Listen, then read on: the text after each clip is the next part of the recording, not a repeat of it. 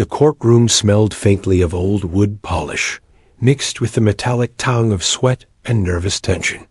Every seat in the gallery was filled, a sea of expectant faces craning for a glimpse of the woman who had become both a headline and a controversy. The air buzzed with whispers, punctuated by the occasional click of a reporter's pen or the muted hum of a recording device sneaking past security checks. When the heavy oak doors finally opened, all sound seemed to collapse into silence. 2. Federal marshals escorted Lieutenant Commander Sarah Blake into the chamber, their hands gripping her arms as though they were escorting a dangerous criminal. She wore no ribbons or medals now, only a drab khaki jumpsuit that erased every trace of the warrior she was. But even stripped of her uniform, Sarah carried herself differently. Her back was straight, her chin level, her dark eyes fixed forward, with the kind of discipline that couldn't be cuffed. The metallic click of her restraints echoed as she was guided to the defendant's table. Her hands, bound in front of her, bore the marks of years on the rifle stock, calloused, strong, precise. Today, though, the steel cuffs bit red rings into her skin, transforming those same hands into symbols of shame. She sat without hesitation, the marshals flanking her until the bailiff signaled for them to step away. The gallery erupted into a storm of murmurs. Reporters scribbled furiously. One whispered, "That's her, the Navy SEAL sniper. First female ever." Another muttered, "They actually chained her like that? This'll be on every front page by evening." Sarah heard it all, but didn't flinch. She'd trained herself to shut out distractions, the crack of gunfire, the hiss of incoming rounds, the weight of fear. A courtroom, in some ways, was easier. At least here, the shots were words. Still, the humiliation burned. In Afghanistan, she had been a shadow perched above battlefields, unseen but decisive. Her trigger squeeze had meant survival for teammates. Now, she was displayed under fluorescent lights like a specimen in a cage. Her years of sacrifice condensed into a charge sheet that labeled her reckless and dangerous. The prosecutor, a sharp-faced man in an immaculate Navy suit, wasted no time. He strode to the jury box, projecting his voice so it filled every corner of the chamber. "Ladies and gentlemen," he began, "this defendant, this Navy SEAL, acted outside her orders. She made herself judge, jury, and executioner on foreign soil. That is not valor. That is not discipline. That is a crime." He let the words hang, his eyes sweeping over the jury as though daring anyone to look away. Behind him, a projector flickered to life, displaying grainy photos of a rooftop in Afghanistan. A blurred figure circled in red. Another sprawled on the ground. Sarah didn't look at the screen. She had the images memorized already. She lived with them every night. On that night, the prosecutor continued, Lieutenant Commander Blake ignored direct protocol. She fired her weapon without clearance. And in doing so, she not only took a life unlawfully, she jeopardized international agreements and endangered her own unit. The jury shifted, some leaning forward with fascination, others frowning in disapproval. The gallery buzzed again. Sarah's attorney, a weary JAG officer with thinning hair and rumpled papers, rose weakly. He attempted to object to the inflammatory language, but the judge waved him down. The judge himself was a gray-haired man with stern features and a voice that carried authority. He looked down at Sarah over the rim of his glasses. His expression was unreadable, not hostile, but not sympathetic either. A man already calculating how history would view whatever decision he made in this courtroom. Sarah sat perfectly still. Her training drilled into her that composure under pressure was everything. She had learned to keep her breathing slow, even when pinned down by fire, to still her heart when her finger hovered near a trigger. But the cuffs pressing against her wrists carried a sting unlike battlefield wounds. This was not combat. This was theater. And she was the villain in the script, being Reed. She closed her eyes briefly, just long enough for the desert to return. The memory was sharp, like a cut that never healed. The sand had been bitter cold beneath her stomach as she lay prone on a rooftop, her rifle steady on its bipod. Through her night vision scope, the world glowed ghostly green. She'd seen movement, a man crouching near the road where her unit's convoy would soon pass. She had called it in, waited, silence. The man worked quickly, his hands busy with wires. Every second ticked like a countdown. She had known what it meant. An improvised explosive device. A trap. Her radio hissed back static. No clearance. No voice granting permission. The convoy was moving closer. She had seconds. Her finger tightened. Training told her to wait. Instinct screamed otherwise. She squeezed the trigger. The target dropped. The convoy passed unharmed. 8 Americans returned home that night, who would not have, had she hesitated. And now, months later, that decision, that single shot, had placed her in chains. A prosecutor slammed his fist lightly against the podium. We are a nation of laws, not of lone gunmen.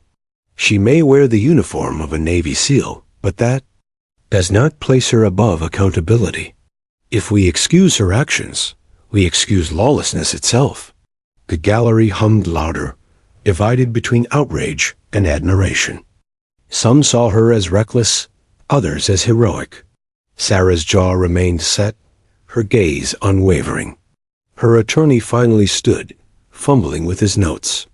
Your Honor, my client acted to save lives. The judge cut him short. Counsel, you'll have your turn. Sit down. The defense lawyer obeyed. Sarah didn't move. She knew she couldn't rely on him. She could only rely on the truth, though truth in this room seemed less powerful than politics. The judge banged his gavel. Order. Sarah exhaled slowly, steadying herself. She had endured worse endless deployments. The suffocating weight of doubt as the first woman to wear the trident, the endless eyes watching for her to fail. She would endure this too.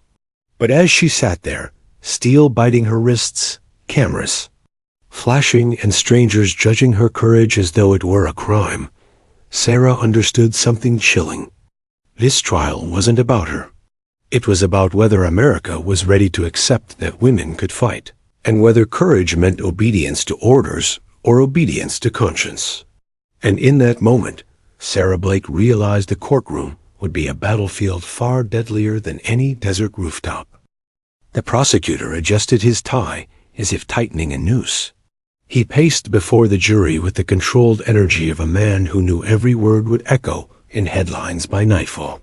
His name was Daniel Kessler, a career litigator who had made his name dismantling decorated officers in high-profile courts-martial. Kessler thrived on spectacle, and today was his stage. Ladies and gentlemen of the jury, he began, his voice sharp and cutting. You've just heard me tell you what this case is about. Disobedience, recklessness, a failure to uphold the very code that keeps our military disciplined. He paused, letting the words sink in. His eyes darted across the jury box, reading their expressions.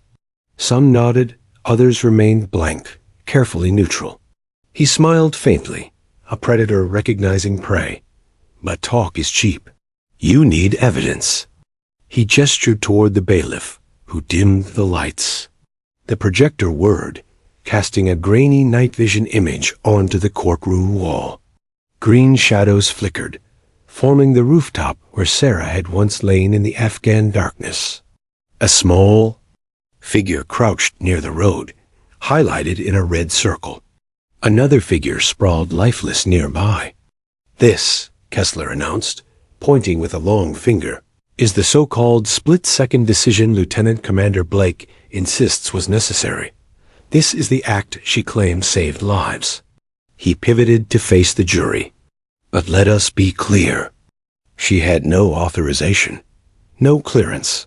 She decided that she alone could determine who lived and who died. The jury leaned forward, eyes fixed on the projection. The room was so silent that the hum of the machine filled the space like background static. Sarah kept her gaze steady, though her chest tightened. She didn't need to look. She remembered every detail. "Now," Kessler continued, striding back toward the defense table. "Protocol exists for a reason. War is not chaos. War is structure, law, and discipline. Without it, we are no better than the enemies we fight." His words struck with the rhythm of gunfire. The defendant abandoned all of that when she pulled the trigger without clearance. And in doing so, she jeopardized international agreements, risked escalation, and undermined trust in American command. A murmur rippled through the gallery. Some faces twisted in outrage, others in doubt. Reporters scribbled furiously, capturing sound bites they knew would trend by evening. Sarah's defense attorney, Lieutenant James Monroe, rose awkwardly. His glasses slid down his nose as he shuffled. His papers. "Objection, Your Honor. Counsel is editorializing rather than presenting facts." The judge raised an eyebrow. "Noted, sustained in part. Mr. Kessler, stay within the facts." Kessler inclined his head politely, though the glint in his eyes betrayed satisfaction. He had planted his seeds. Now he watered them. "Very well," he said, clicking to the next slide. A still image of Sarah appeared on screen. Helmeted, rifle in hand, eyes piercing even through the night vision haze. Kessler circled her face with a red marker. "This is the defendant in action. You can see her position, her vantage point, her target. And you can see clearly there was no immediate order, no radio clearance, no voice granting permission. She acted unilaterally." He let the silence stretch, milking the tension. "Ladies and gentlemen," he said, his voice dropping to a solemn tone, "what separates us from chaos is obedience. Without it, the system collapses. This woman, this soldier chose to elevate herself above command. That is dangerous. That is unlawful. And that is why we are here." He clicked off the projector, plunging the room back into bright fluorescent light. The sudden shift felt jarring, deliberate. Eyes blinked, adjusting. Kessler returned to his seat with the composure of a man, certain he had just scored a direct hit. Sarah inhaled slowly through her nose, her expression unchanged. She felt the eyes of the jury on her, searching for cracks. Years of training held her posture. But beneath a calm exterior, frustration simmered. Her attorney, Monroe, leaned toward her. "We'll have our turn," he whispered, though his voice trembled with uncertainty. Sarah gave no response. She knew Monroe meant well, but he lacked the steel for this fight. His hands shook as he flipped through his notes, and his objections landed weakly, like blanks fired into a storm. He was a lawyer assigned, not chosen, and she was paying the price. The judge shifted in his chair, his robe rustling. Defense will have its chance. Until then, order will be maintained. His gavel struck once, sharp as a rifle crack. The bailiff stepped forward, adjusting Sarah's cuffs unnecessarily.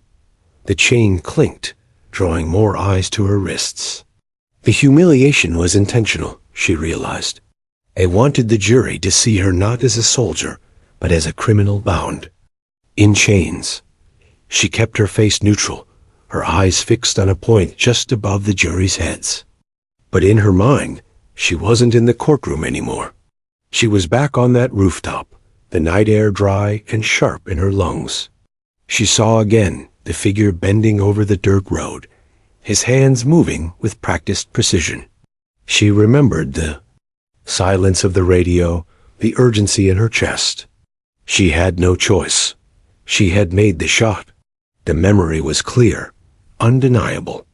What twisted her stomach wasn't doubt in her decision. It was the realization that truth was fragile here. Kessler didn't need to prove her wrong. He only needed to convince 12 strangers that hesitation mattered more than survival. Her gaze drifted toward the jury. A woman in her 40s, jaw clenched, scribbled notes. A young man in uniform sat stiff, expression unreadable. Another man, older, rubbed his temple as though torn. They were ordinary citizens asked to judge extraordinary circumstances they could never fully understand. Sarah's lips pressed together. She had carried out missions most of America would never hear about, made decisions in seconds that no courtroom could dissect over months. And now her fate rested on people who had never heard a shot fired in anger. The prosecutor leaned back in his chair, smugness radiating. He had delivered his opening strike. The room was his for now.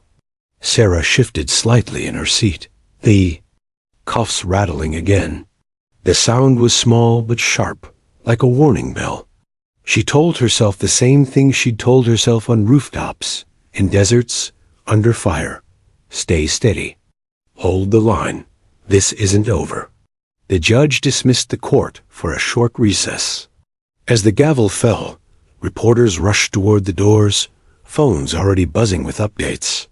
The gallery erupted in whispers, a dozen narratives forming at once.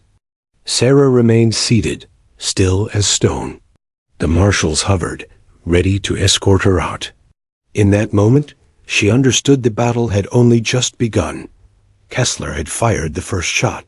But she wasn't out of ammunition yet. And deep inside, where?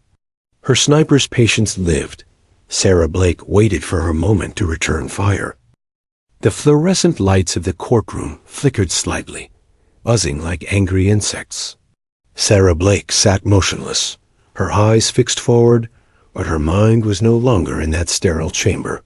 The prosecutor's words, the judge's gavel, the sting of her cuffs, all of it blurred until the desert came rushing back.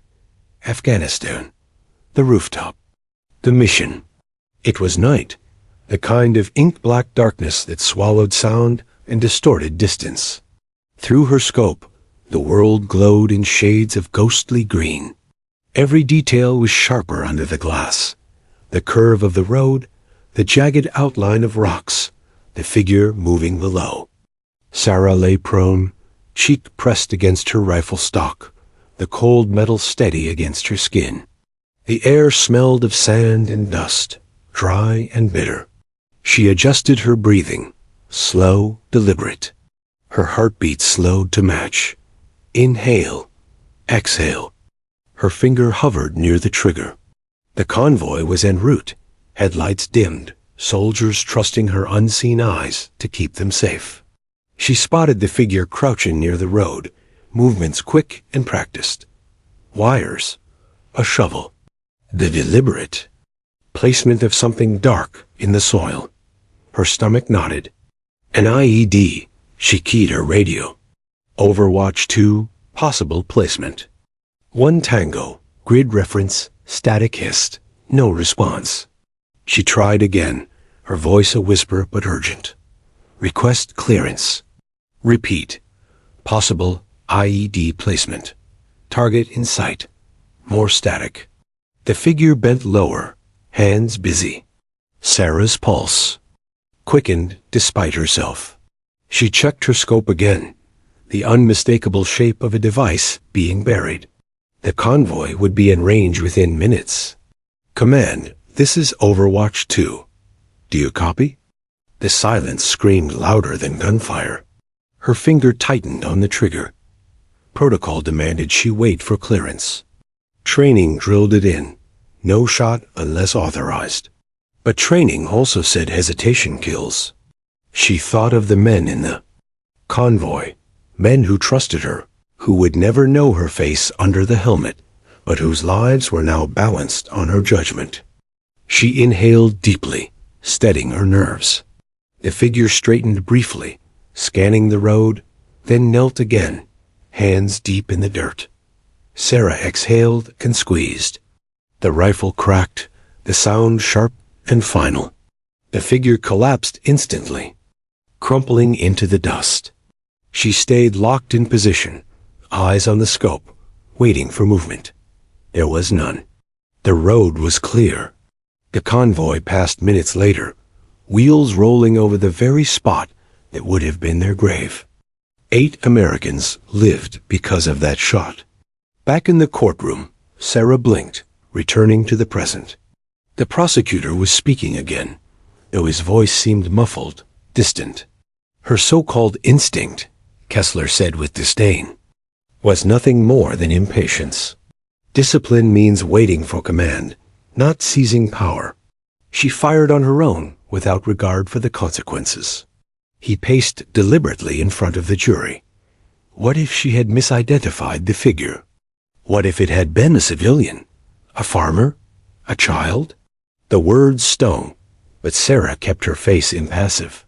She had considered those questions herself in the long nights after the mission. She had replayed the shot, frame by frame, dissecting her judgment.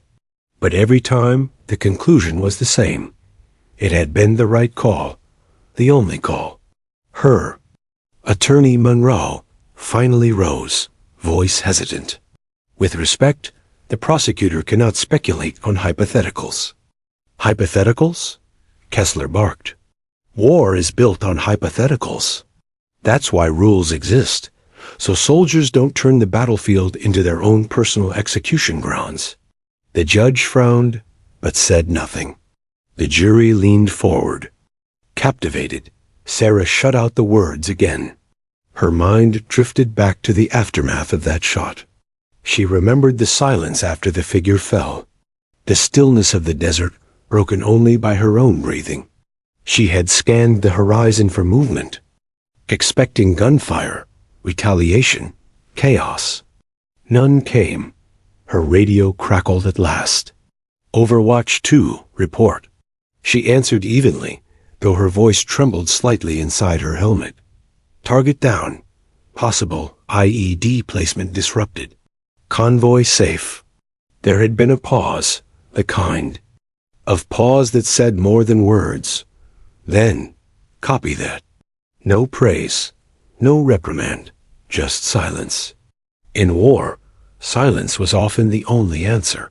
But now, months later, that silence had morphed into accusations, into charges, into a courtroom where strangers judged a moment they could never truly understand.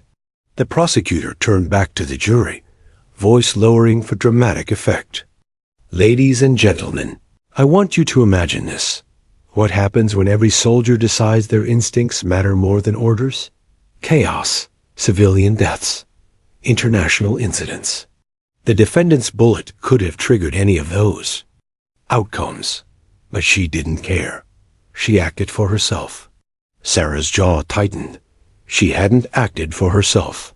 She had acted for the men in that convoy, for their families, for the mission.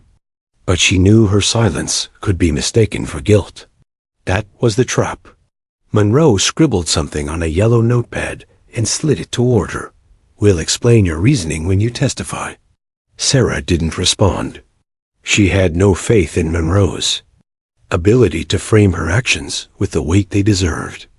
He lacked the conviction. He lacked the fire. The jury whispered among themselves, clearly unsettled. The gallery buzzed, cameras clicking again. Somewhere in the back, a veteran in uniform sat rigid, jaw clenched, eyes locked on Sarah. She wondered. If he understood, the judge finally banged his gavel. Enough. We will reconvene tomorrow morning for the next witness. Relief washed briefly through the room as people stood, stretching stiff limbs, gathering papers. Reporters rushed to the exits, eager to transmit the day's drama. The marshals approached Sarah. One unlocked the chain connecting her cuffs to the table, then yanked her to her feet. The chain rattled, the sound loud in the fading chatter. As they led her out, Sarah glanced at the jury one last time. She saw hesitation in their eyes, conflict in their furrowed brows. The prosecutor had scored points. But the doubt was still there, flickering. and Sarah knew doubt was a weapon. She would use it, somehow. Back in the holding room, the steel door slammed shut behind her. Alone in the silence, she lowered herself onto the bench and let out a long, slow breath. The rooftop returned again, uninvited. The shot, the silence, the convoy passing. She told herself, as she had every night since, you made the right call. But in this new battlefield, a courtroom armed with words and politics, Sarah wondered if right and wrong even mattered anymore. The next morning, the courtroom filled even earlier than before. Word had spread overnight. Headlines blared about the Navy SEAL sniper in shackles, and networks ran endless loops of Sarah Blake's silent, stoic face. Outside the courthouse, a crowd gathered. Some held signs declaring her a hero. Others carried posters accusing her of being a war criminal.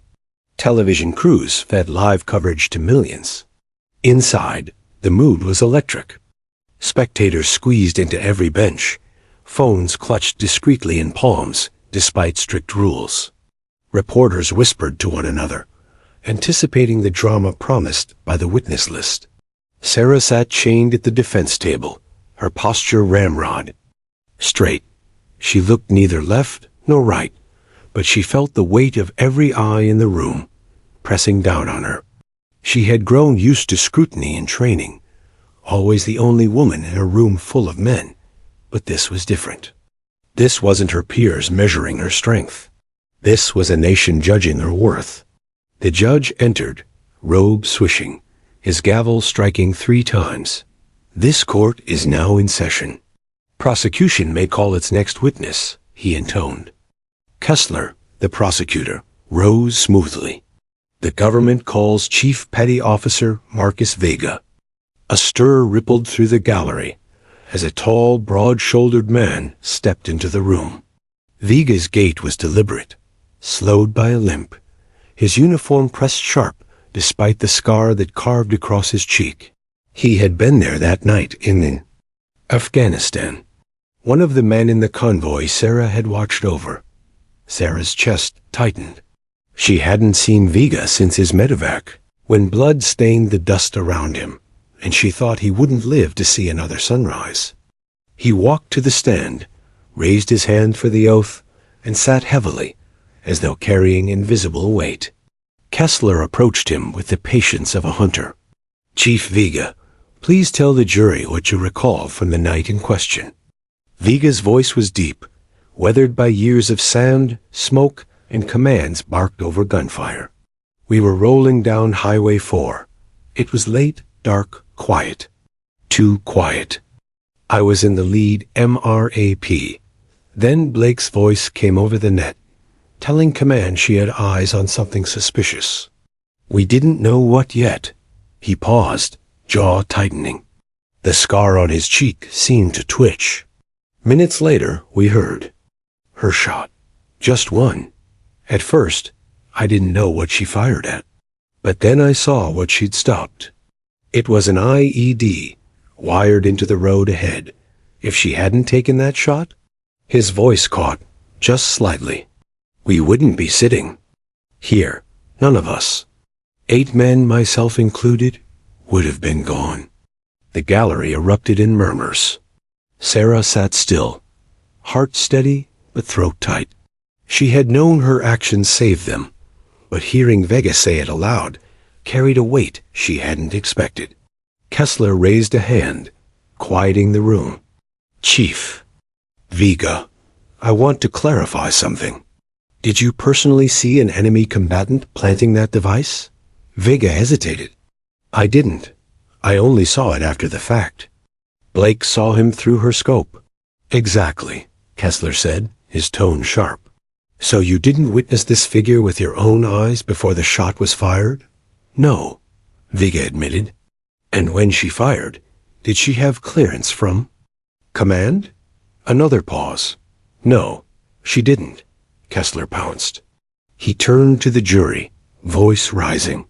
So what we have here, ladies and gentlemen, is not a soldier following orders. Not a soldier respecting the chain of command. What we have is a sniper making herself judge, jury, and executioner. The words rang out, heavy as hammer blows. Some jurors shifted uncomfortably. Vega looked down, hands clenched on his knees. "But she saved us," he said more quietly. "Yes, perhaps by luck," Kessler pressed. "But what if she had been wrong? What if she had killed an innocent civilian?" He leaned closer. "What then, Chief? Would you still call her a hero?" The room held its breath. Vega's jaw worked, torn between loyalty and duty. His eyes flicked toward Sarah briefly, the only time their gazes met. She offered no plea, no expression, only the calm steadiness she always carried. Finally, Vega spoke. "War doesn't wait for permission slips. She did what had to be done." A ripple of whispers surged through the gallery.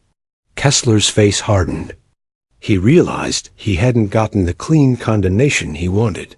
He moved quickly to cut the testimony. "No further questions, Your Honor." The judge turned. "Defense?" Monroe stood, paper shaking in his hand. "Chief Vega," he began, voice hesitant, "you testified that Lieutenant Commander Blake's actions saved your unit. Is that correct?" "Yes," Vega said firmly this time. "And do you believe she acted recklessly? Or do you believe she acted with sound judgment?" Kessler leapt up. "Objection. Cause for speculation." The judge considered, then nodded. "Sustained. Rephrase, counselor." Monroe stammered, flipping through his notes. "Right, yes." "What was the mood of your team after realizing what she had done?" Vega's eyes hardened. "Grateful. Alive. Angry that anyone would question her." Kessler sneered, but the words had landed. The jury was listening closely now.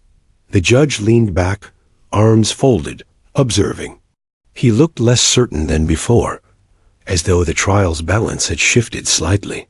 Sarah's cuffs pressed into her skin, but she ignored them. She focused instead on Vega's voice, on the echo of his testimony. "She saved us." It wasn't absolution, but it was truth. Yet she knew truth alone wouldn't win here. Politics, optics, and narratives mattered. More. The prosecutor had already framed her as a rogue, and Vega's hesitation, under cross-examination, had given him ammunition. The judge called for recess. As people filed out, the gallery buzzed louder than ever. Some whispered about Sarah's heroism. Others muttered about dangerous precedents. Reporters argued over headlines. Sarah sat alone, waiting for the marshals to escort her back to the holding room. Her eyes found Vega once more as he stepped down from the stand. He met her gaze, gave a subtle nod, one soldier to another, before limping out. The chains clinked as the marshals pulled her to her feet. The sound was sharp, humiliating, meant to remind her of her place. But Sarah's mind lingered on Vega's words. She saved us. In this war of words, that was her first shot fired back. The recess ended with a new kind of buzz. The gallery hummed with anticipation as the crowd shuffled back into their seats, whispering rumors. Reporters tapped frantic updates into phones, their editors pressing for something more sensational than yesterday's story. Even the jury returned with a sense of heightened awareness, as though they too knew that the trial was building toward something pivotal. Sarah Blake sat chained at the defense table, her face carved into stillness. She heard every whisper, every cough, every shuffling footstep, but her eyes never moved. Years of training had taught her that stillness could be more powerful than motion. Yet inside, the storm churned. Vega's testimony had given her a sliver of hope, but Kessler had twisted it expertly. Doubt had been planted in the jury's minds, like seeds waiting for water. Sarah knew how quickly truth could be buried under speculation. The judge returned, gavel striking once. "Court is back in session. Prosecution, do you wish to call another witness?" Kessler rose smoothly, brushing his suit jacket. "Yes." Your Honor, the government calls. The sound of the double doors at the back of the courtroom interrupted him. They creaked open with a weight that seemed heavier than wood, and in walked a man who immediately silenced the room without a word. Admiral Robert Hayes. The 4 silver stars on his shoulders gleamed under the fluorescent lights, commanding more authority than any gavel or uniform in the chamber. His presence was undeniable. Every head in the gallery turned. Even the bailiffs straightened reflexively, as if their spines recognized his rank before their minds did. Sarah's eyes snapped to him despite herself. She had seen him before. Briefly, years ago during a SEAL graduation ceremony. He had been a distant figure then, a man of legend within naval special warfare, the kind of leader whispered about in barracks with both reverence and fear. Now he was here, in this courtroom, his gaze sweeping the room like a battlefield assessment. Kessler faltered, visibly caught off guard. Admiral Hayes, you are not scheduled. I'm aware. Hayes cut in, his voice deep and commanding, each syllable deliberate. He strode down the aisle without waiting for permission, boots echoing against the polished floor. But I will speak. The judge blinked, momentarily unsettled. Admiral, this is highly irregular. Then consider it extraordinary. Circumstances, Hayes replied firmly. He reached the witness stand, planting himself there like an immovable force. This woman's career, her honor, hangs in the balance. I will not sit idly by while courtroom theatrics erase the truth. The gallery erupted in whispers. Reporters scribbled frantically, sensing history unfolding. Kessler tried to regain control. Your Honor, I must object. This man has not been called as a witness, and his presence. The judge raised a hand, silencing him. He studied Hayes, clearly weighing the risk of denying a 4-star admiral the right to speak. Finally, he exhaled. Admiral Hayes, you will take the oath. But know that this courtroom runs under my authority, not yours. Hayes inclined his head slightly, not as deference, but acknowledgement. He raised his right hand, swore the oath, and lowered himself onto the witness stand. His movements were deliberate, unhurried, as if the entire room moved on his time. Kessler approached cautiously, as though circling a lion. Admiral Hayes, you claim you wish to speak on behalf of the defendant. Can you clarify your relationship to Lieutenant Commander Blake? Hayes's eyes were sharp, unblinking. I am the commander of Naval Special Warfare. She is one of my operators. Did you directly oversee the mission in question? I authorized it, Hayes said simply. Kessler seized on the opening. So you authorized the mission, but did you authorize her to fire her weapon without clearance? Hayes leaned forward slightly, his presence filling the space. What I authorized was her judgment. I sent her into a situation where seconds determined life or death.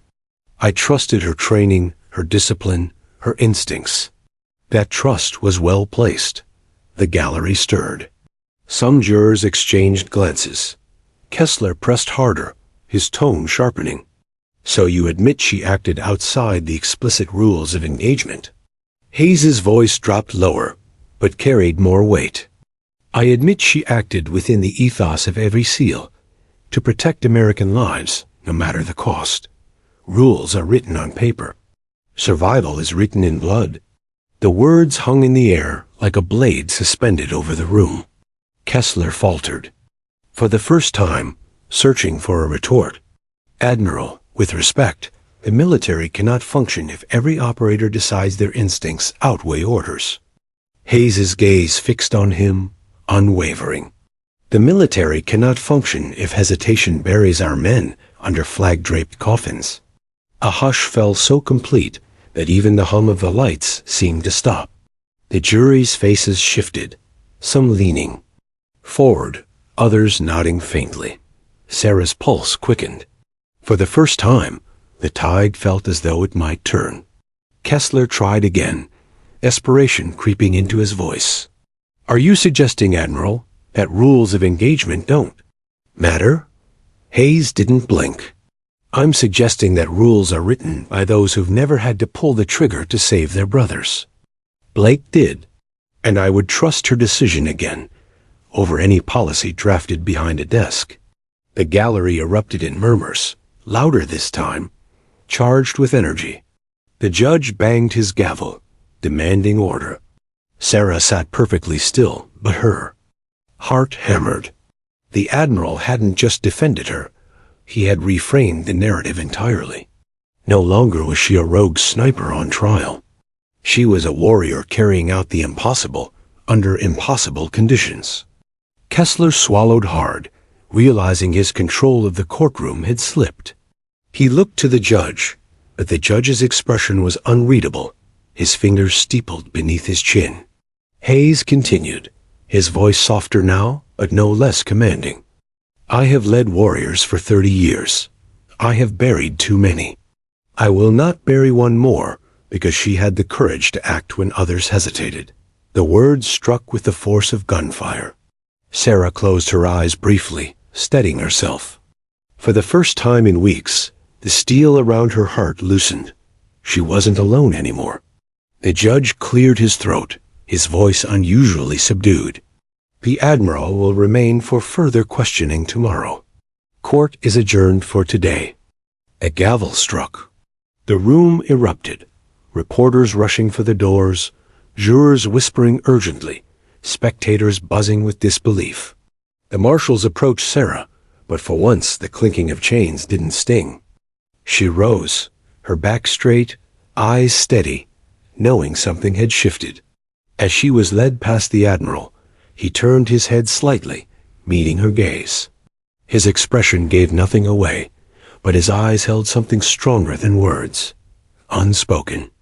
Solidarity. For the first time since the trial began, Sarah Blake felt the balance of power tilt. The courtroom was different the next morning. The air, normally thick with tension, carried a charged silence, the kind of silence that comes before a storm. The gallery was packed to capacity again, reporters elbowing each other for the best. Vantage point. News cameras weren't allowed inside, but that hadn't stopped sketch artists from setting up, furiously drawing, their lines sharp and heavy, as though trying to capture the gravity of what was unfolding. Sarah Blake sat at the defense table, wrists still cuffed to the steel loop welded into the wood. The metal dug into her skin, but she ignored the sting. Her focus was locked on the man at the witness stand, Admiral Robert Hayes. His presence seemed to radiate authority. Even those who had never worn a uniform instinctively recognized him as someone accustomed to command. 4 stars weren't just stitched onto his shoulders. They seemed burned into his very bearing. The judge cleared his throat, addressing him directly. Admiral Hayes, you remain under oath. Counsel, you may proceed. Kessler, the prosecutor, approached first. His normally confident stride carried hesitation. It wasn't every day a federal prosecutor questioned one of the most powerful men in the United States military. Admiral, Kessler began, his voice steady but lacking its usual bite. You testified yesterday that you authorized Lieutenant Commander Blake's judgment. Could you explain precisely what that means? Judgment is not the same as an order. Hayes leaned forward slightly, folding his hands. When I send my operators into the field, I know they may face circumstances where seconds matter. They can't always radio home for approval. Judgment is the difference between a successful mission and a folded flag delivered to a grieving family. Kessler pounced. So you're saying you allow your officers to disregard orders? No, Hayes said sharply, his voice cutting through the room. I expect them to know when orders no longer apply to the situation in front of them. War is fluid. The enemy doesn't wait for us to check boxes on a form. The gallery shifted, murmurs rising again. The judge rapped his gavel. Order. Kessler pressed harder. But surely you agree that if every soldier acted on their own instincts, chaos would follow. That is why rules of engagement exist, Admiral. Hayes fixed him with a glare that seemed to strip the question bare. Rules of engagement exist to guide. They are not a substitute for courage. If Lieutenant Commander Blake had hesitated, that night 8 Americans would be dead. That is not chaos. That is clarity. Sarah felt her throat tighten. Hearing him speak those words aloud, not as opinion, but as fact, sent a surge of something close to relief through her chest. Kessler, visibly rattled, tried a new tactic. Admiral, you said you trust her judgment. Tell us, are you aware? She was the only woman in her SEAL class? Do you believe that affected her decisions, perhaps driving her to prove herself? The question was designed to sting. The gallery inhaled collectively, waiting for Hayes's reaction. The Admiral's jaw tightened, but his eyes burned cold. Lieutenant Commander Blake graduated because she earned it. She survived what hundreds of men did not. If anything, her presence elevated those around her. Do not insult this court by suggesting her actions came from vanity. She acted as a warrior, nothing more, nothing less. The blowback was immediate. Some in the gallery nodded. A few jurors exchanged looks that seemed to lean in Sarah's favor. Kessler's expression faltered, as though his carefully crafted attack had backfired. He retreated. No further questions, Your Honor. The defense attorney, Monroe, looked almost paralyzed. He shuffled his papers nervously, beads of sweat forming along his brow. It was as if he didn't know what to do with the Admiral, a man so commanding that he barely needed defending. Sarah wanted to shout at him. Ask about the mission. Ask about the IED. Ask about what he saw in my record. But Monroe simply muttered, "No questions at this time, Your Honor," and sat down. The judge frowned, surprised, but allowed it. Very well.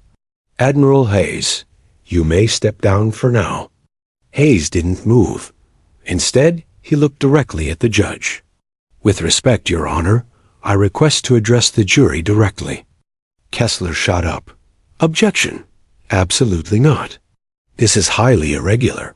The judge hesitated, visibly torn. The courtroom had never faced something like this. A four-star admiral was asking for something beyond protocol. But the weight of Hayes's words, his very presence, pressed down like gravity. After a long pause, the judge sighed. Objection overruled. Proceed, Admiral. But keep it brief. Hayes rose from the witness stand and turned, not to the judge, not to the attorneys, but to the 12 ordinary men and women seated in the jury box. His voice dropped low, measured, each word deliberate. You've been asked to judge, Lieutenant. Commander Blake, as if she were sitting at a desk, filling out forms, checking rules. That is not her world. Her world is the rooftop at 2 a.m., watching shadows move while men's lives depend on her. The jurors leaned forward. No one breathed. She waited for orders that never came. She saw what no one else could see. The enemy preparing to kill Americans. She fired one shot. That shot is why Chief Petty Officer Marcus Vega can walk, breathe, and testify in this courtroom. That shot is why there aren't 8 flag-draped coffins in Arlington. He let the words hang, heavy and unshakable. I've led warriors for 3 decades. I've seen hesitation cost lives. I've seen men freeze because they feared punishment more than failure. Blake did not freeze. She acted. That is why she is alive. That is why her men are alive. And if we punish her for that, we are not just dishonoring her. We are endangering every man and woman who will ever serve. The silence afterward was absolute. Even Kessler's mouth stayed shut, his jaw tight. The judge cleared his throat, clearly unsettled. Admiral, that will suffice. Hayes gave a curt nod and finally stepped down. As he walked past the defense table, His eyes flicked briefly to Sarah. No words passed, but the look was enough. You're not alone anymore. The gavel struck, adjournment declared, and the courtroom erupted in noise. Reporters bolted for the exits. Spectators chattered, buzzing with the weight of what they had just witnessed. The jury was escorted out, their faces unreadable, though. Sarah caught glimpses of thoughtfulness, of doubt shifting toward belief. The marshals came to cuff her again. The steel dug into her wrists as always, but this time the bite felt duller. Something inside her had shifted. As they led her out, she heard one voice rise above the chaos. A reporter's shout echoing down the corridor. Hero or criminal? Which story will America choose? Sarah kept walking, chains clinking, but for the first time she wondered if the answer might finally lean toward truth. The morning sun cut through the courthouse windows like shards of glass, casting long beams across the polished floor. Reporters had camped outside overnight. Satellite vans lined the street, their dishes angled skyward like a forest of mechanical trees. The nation was watching now. Sarah Blake's name trended across every newsfeed, her image plastered across front pages. Half the headlines called her a rogue, the other half called her a hero. Inside the courtroom, tension coiled tighter than ever. The gallery was packed shoulder to shoulder, air thick with whispered speculation. The jury filed in, faces unreadable, though some glanced toward Sarah with softened eyes. She sat chained. At the defense table, posture rigid, wrists raw beneath cold steel. She refused to shift or show discomfort. Stillness was her armor. She had survived drown-proofing in Bud S, carried men twice her weight in surf torture. She could endure this too. The judge entered, gavel cracking. Court is in session. His voice was tight, as though even he felt the mounting gravity. Admiral Hayes, you remain under oath, he continued. The prosecution may proceed. Kessler stood, his polished confidence fraying at the edges. His face was taut, eyes shadowed with fatigue. He had not expected this battle. His tone sharpened, desperate to regain control. Admiral, he began, pacing before the jury, yesterday you made sweeping claims about Lieutenant Commander Blake's actions. Let's be clear. Are you saying rules of engagement no longer apply? Hayes didn't flinch. He leaned forward, voice steady as stone. I'm saying rules are guides. But when they clash with survival, judgment must prevail, Kessler pressed. So one sniper gets to decide which rules matter? What's next, Admiral? Field operators rewriting the Constitution from rooftops? The jury shifted, uneasy laughter rippling from the gallery. But Hayes's eyes burned cold. What's next? Without operators like Blake, you'll have more. Funerals, that's what. The words landed heavy. Silence followed. Kessler tried again, grasping for ground. Admiral, with respect, the military is not a democracy of instincts. It is obedience, structure, discipline. If every soldier acted like Blake, we'd have anarchy. Hayes rose slightly in his seat, authority radiating from him. If every soldier acted like Blake, we'd have fewer dead Americans. She didn't chase glory. She didn't defy command for ego. She made a choice when hesitation meant death. That isn't anarchy. That's leadership. The jury leaned in. The judge's hand hovered over his gavel, but didn't strike. Even? He wanted to hear more. Kessler swallowed hard. Admiral, what if she had been wrong? What if that figure was an innocent civilian? Would you still defend her? A hush fell. The question cut like a knife. All eyes turned to Hayes, even. Sarah's heartbeat quickened. This was the dagger Kessler had been waiting to drive home. Hayes's face hardened, but his voice never wavered. War is never clean. I will not lie to you. Yes, mistakes can happen. But in that moment, Blake didn't guess. She identified. She confirmed. She acted, and 8 men lived because of it. You ask what if she had been wrong. I ask what if she had hesitated. Would you have carried their coffins, counselor? Would you explain to their families that paperwork mattered more than their sons? The gallery erupted in murmurs. Even some jurors nodded. Kessler froze, lips tightening, his weapon turned against him. The judge rapped the gavel. Order! Order! Hayes settled back, calm once more, his words echoing. Kessler's voice faltered. No further questions. He retreated, shoulders tense, sweat visible at his collar. The judge turned. Defense? Monroe, Sarah's attorney, shuffled to his feet, fumbling with papers. His voice was thin. Admiral, you've testified that Lieutenant Commander Blake acted decisively. In your professional opinion, were her actions consistent with the Navy SEAL ethos? Hayes's gaze sharpened. Not just consistent, exemplary. She embodied it. Monroe nodded weakly. Thank you, Admiral. No further questions. He sat down, almost invisible, beside the Admiral's towering presence. But Hayes wasn't finished. He turned slightly, facing the jury directly, voice low, deliberate. You've been shown photos, presented with theories. But let me tell you what's never captured in photos. The heartbeat of war. The suffocating seconds where men wait for a decision that determines if they see dawn. Blake carried that weight alone on a rooftop.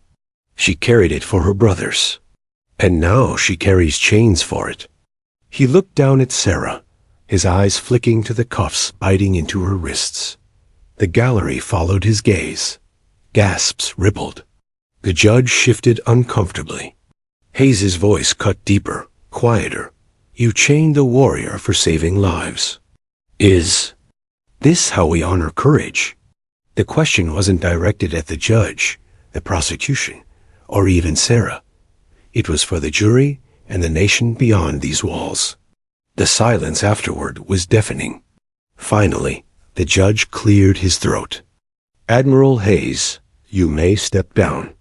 Hayes stood, every inch the commander, and walked from the stand. As he passed the defense table, he paused, eyes locking with Sarah's. For the briefest second, his hand twitched as if he wanted to remove her cuffs himself. Instead, he gave the smallest nod, permission to endure, to hold the line. The gavel struck, recess declared. A gallery exploded with noise. Reporters scrambled for the exits, shouting headlines into their phones. Jurors were ushered out quickly, guarded by bailiffs. Sarah was led away in chains, the clink echoing down the hall. But this time, the sound felt different. Each link wasn't shame. It was proof of what she had endured, what she was still enduring. In the holding cell, silence wrapped around her. But Hayes's words repeated in her mind, steady as a heartbeat. Is this how we honor courage? She sat on the hard bench, back straight, eyes unblinking. She wasn't free yet. But the tide had shifted. For the first time since this trial began, Sarah Blake believed the truth might actually survive. The courtroom was silent before it even began. The air was thick, almost electric, carrying the weight of weeks compressed into this final moment. Reporters had swarmed outside for days. Cameras streamed live across the nation, millions watching. Sarah Blake, a single Navy SEAL chained at the defense table, her face stoic yet unreadable. The jury filed in, faces carefully neutral, but the subtle tension in their shoulders betrayed hours of deliberation. They were 12 ordinary Americans, tasked with judging extraordinary circumstances, the kind that textbooks could not capture, laws could not fully encompass. Sarah sat motionless, chains biting into her wrists. She had learned to compartmentalize fear, pain, and doubt. This was no different, a mission of a different kind, one measured in words, glances, and unseen judgments. The judge entered, robes swishing, gavel raised. Court is now in session. Have the jurors reached a verdict? The jury foreperson, a middle-aged woman with tight lips and calm eyes, stood. We have, Your Honor. The room seemed to hold its collective breath. Sarah's stomach coiled tightly, the metal in her wrists pressing reminders into her skin. The spectators, reporters, even the attorneys leaned forward slightly, as if bending closer could somehow sway fate itself. The foreperson continued. We, the jury, find the defendant. She paused. Words trembled slightly in the silence. Not guilty on all charges. The courtroom seemed to exhale in unison. Gasps and whispers erupted. Reporters scribbled furiously. Cameras captured every reaction. Some jurors smiled faintly. Relief softened their features. Others remained stoic, still processing the enormity of what they had just decided. Sarah felt something she hadn't allowed herself in weeks. A loosening. A weight lifting from her shoulders. Her chains clinked as the marshals unlocked them, the metal falling to the floor with a sound that felt impossibly loud, impossibly final. Admiral Hayes, seated in the back, gave the slightest nod. It was a gesture of recognition, acknowledgement, and solidarity, a silent commendation that no words could convey. Monroe, her attorney, let out a breath so long it rattled in his chest. He seemed almost unprepared for victory. Sarah didn't glance at him. Her eyes were fixed on the jury and the spectators, the ordinary people who had just seen the extraordinary and decided she had done right. Kessler's face was a mask of disbelief, the careful control of the courtroom dissolving into impotent frustration. He looked to the judge, searching for some way to challenge the outcome. But even the judge's expression carried quiet approval. The gallery erupted as the verdict was announced aloud again. Some spectators cheered, others wept. The courtroom staff struggled to maintain order. The story of a lone Navy SEAL, shackled and scrutinized, had become more than a trial. It was now a national symbol of courage, discipline, and sacrifice. Sarah rose slowly, feeling her body for the first time. The stiffness in her shoulders, the ache in her wrists, the tension that had coiled in her chest for weeks. It all began to unravel. She had survived the mission, survived the courtroom, and now, finally, survived judgment. Hayes approached quietly as the room settled. He stopped beside her, towering in his presence, yet moving with careful respect. You did what had to be done, he said, voice low but firm. Never forget it. Not the world, not your peers, not yourself. Sarah nodded, letting the weight of those words sink. I didn't, she whispered. Outside, the sunlight was blinding. The courthouse doors opened to the throngs of journalists, cameras, and citizens. She stepped out into the open air for the first time in weeks, feeling the heat of the sun. On her face, the wind tugging at her uniform, the world returning to its ordinary chaos. The crowd erupted in a mix of applause and calls of her name. Lieutenant Commander Blake. Some waved banners, hero, brave. Others shouted. Questions, trying to make sense of the whirlwind of events. She didn't stop. She didn't speak. She walked through it all with the calm precision of someone who had faced death more times than most would in a lifetime. Hayes followed, a few steps behind, ensuring the marshals allowed her space, a silent guardian. For a moment, Sarah allowed herself a private smile. The chains, the courtroom, the whispers of doubt, all were behind her. As she walked to her car, she saw Vega in the crowd, limping slightly, but smiling broadly. Their eyes met, and without words, the shared memory of the rooftop, the split-second decision that had saved lives, passed between them. 8 men alive, 1 shot, 1 life altered forever. In the car, she exhaled fully for the first time. In weeks, her reflection in the tinted window caught her eye. The face was the same as the day the trial started, but harder, sharper, tempered by scrutiny and survival. She had been tested, judged, and found right not by protocol, not by paperwork, but by courage, clarity, and truth.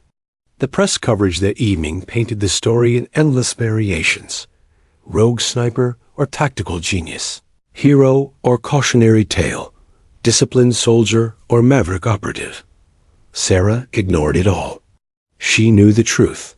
She had acted, she had saved lives, and she had maintained her integrity despite the suffocating weight of authority, politics, and judgment.